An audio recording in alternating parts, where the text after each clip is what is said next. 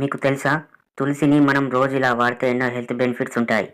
మన దేశంలో తులసి మొక్కను పూజించని ఇల్లు ఉండదు.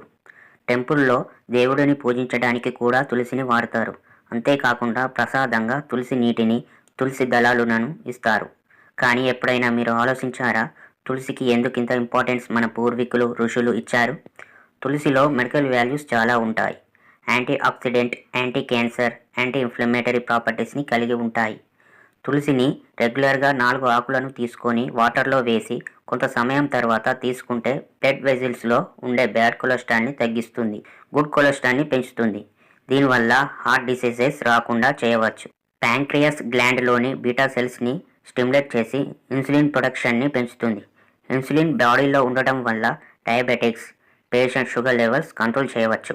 క్యాన్సర్కి ఎగనిస్ట్గా కూడా ఫైట్ చేస్తుంది. ఇలాంటి మంచి విషయాలను మీ ఫ్రెండ్స్ అండ్ ఫ్యామిలీస్కి షేర్ చేయండి. వారి ఆరోగ్యాన్ని కాపాడిన వారవుతారు.